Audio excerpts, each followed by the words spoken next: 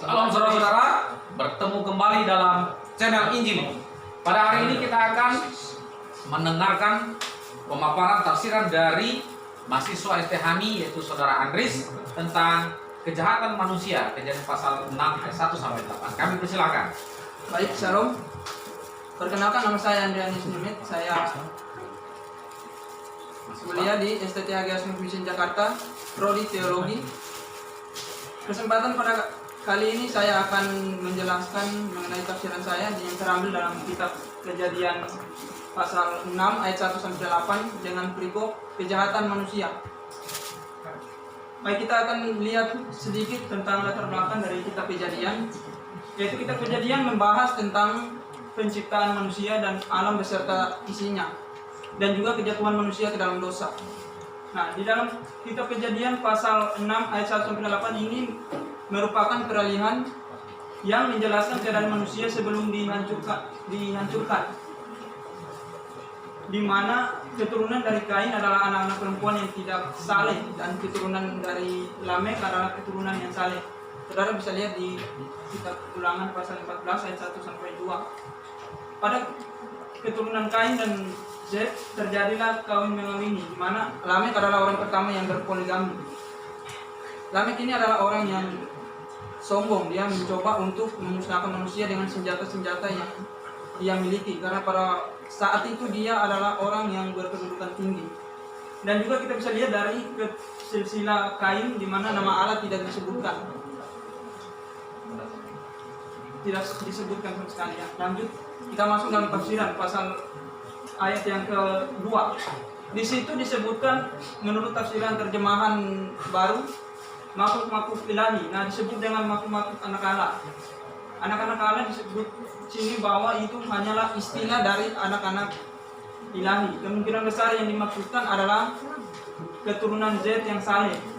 Mereka mulai menikah dengan anak-anak perempuan manusia, yaitu wanita yang tidak saleh dari keturunan Kain. Nah, di sini perhatian antara dari keturunan Zet ini terikat oleh keturunan Kain, sehingga mereka membuahkan keturunan yang jahat.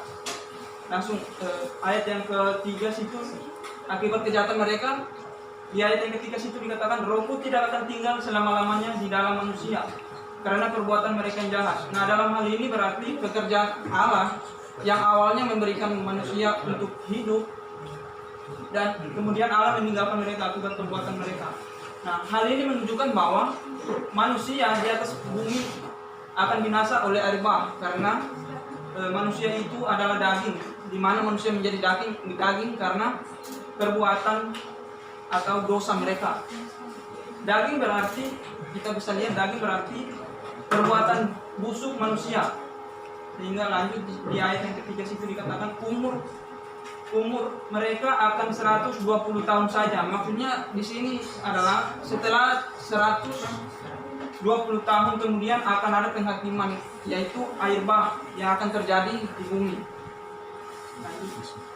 Nah, pada ayat 4 sini, pada zaman itu pada ayat 4 sini dikatakan orang-orang raksasa. Pada waktu itu ada orang-orang raksasa sebelum air bah terjadi, atau penghukuman yang Tuhan berikan. Nah, yang dimaksud dengan orang-orang raksasa yaitu orang-orang yang berpahlawan besar, orang-orang yang termasyhur di zaman purbakala, yaitu yang berkedudukan tinggi, yang menuju kepada kekuasaan. Akibat atas kekuasaan mereka, sehingga mereka mencoba untuk melawan setiap aturan-aturan yang Allah sudah tetapkan. Sehingga mereka mencoba untuk melawan Allah, sehingga di ayat 5 situ dikatakan kejahatan manusia besar. Ayat ini mengajarkan kita bahwa anak-anak Allah, yaitu keturunan Zet yang kudus, menjadi jahat karena mengawini dengan keturunan Kain yang tidak mengenal Allah. Seperti yang sudah saya katakan tadi, bahwa akibat perkawinan campur aduk ini antara yang baik dengan yang jahat, di mana perhatian orang yang saleh ini terikat oleh keturunan Kain yang jahat. Nah, dalam ayat ini juga mengatakan kejahatan manusia itu di bumi, dan bahwa segala kecenderungan hatinya selalu membuahkan kejahatan. Artinya segala perbuatan manusia itu selalu jahat. Lanjut. Ayat 6. Maka menyesallah Tuhan. Di dalam hal ini segala perbuatan manusia di dalam diri manusia semuanya itu di luar kehendak Allah. Manusia berkata Allah mereka lupakan, atau mereka mencoba untuk menentang, sehingga penyesalan Allah menunjukkan bahwa akibat dosa umat manusia yang menyedihkan itu, sikap Allah terhadap manusia berubah. Sikap Allah yang awalnya kemurahan dan sabar menjadi hukuman akibat perbuatan dosa manusia. Dan ayat 7 situ, berfirmanlah Allah bahwa Dia akan memusnahkan manusia dari bumi. Namun Allah tidak memusnahkan semua manusia, karena jika Allah memusnahkan semua manusia, maka kemahakuasaan Allah dan kemahakuasaan Allah semuanya itu akan gagal. Karena Dia sudah berjanji pada waktu manusia pertama diciptakan bahwa beranak cuculah dan penuhilah bumi. Jadi dalam hal ini kematian Allah akan gagal akibat kalau Dia memusnahkan semua manusia. Sehingga ayat yang ke-8 situ dikatakan, tetapi Nuh mendapat kasih karunia di mata Tuhan. Allah menyelamatkan Nuh karena Nuh adalah orang yang tulus hati dan jujur di mata Tuhan di dalam generasinya. Selain itu Allah juga masih mengingat akan perjanjiannya dengan manusia pada waktu manusia diciptakan. Lanjut. Nah, kesimpulan dalam perikop ini kita bisa lihat bahwa Allah adalah Allah yang setia terhadap janjinya. Ia telah berjanji kepada nenek moyang Israel, yaitu manusia pertama yang Ia ciptakan, bahwa manusia itu akan memenuhi bumi. Saudara bisa lihat dalam Kejadian pasal 1 ayat 28, di mana ketika Allah berencana untuk memunahkan manusia dari muka bumi karena kejahatan manusia, akan tetapi Allah masih memberikan kasih karunia kepada seorang, yaitu Nuh, sehingga Nuh dan keluarganya diselamatkan karena anugerah Allah. Sekian pemaparan materi saya. Terima kasih. Ya, nah ini juga merupakan ayat yang sangat kontroversial ya, yang berbicara tentang adanya perkawinan antara anak Allah dengan anak manusia. Tapi tadi saudara Andris memaparkan bahwa itu sebenarnya adalah keturunan Set yang adalah takut akan Tuhan, maka keturunan Set itu disebut sebagai anak Allah, dan keturunan Kain yang adalah keturunan yang jahat, tidak takut akan Tuhan, disebut di sana sebagai anak manusia. Ini menjadi suatu pembedaan ya. Keturunan Set adalah disebut anak Allah, keturunan Kain disebut sebagai anak manusia. Nah, yang menariknya adalah ada ayat yang ke 4 ya. Ayat 4. Ya. Pada waktu itu orang-orang raksasa ada di bumi. Nah, dalam bahasa Ibrani disebut Nephilim. Ya, jadi banyak orang berpikir bahwa perkawinan antara dari keturunan Set dan Kain ini lahirlah orang-orang raksasa. Jadi saya rasa tidak begitu ya. Nah, kalau kita perhatikan, kita lihat ayat 4. Coba kita perhatikan di situ. Pada waktu itu orang raksasa ada di bumi. Pada waktu kapan? Pada waktu itu. Waktu itu menuju kepada apa?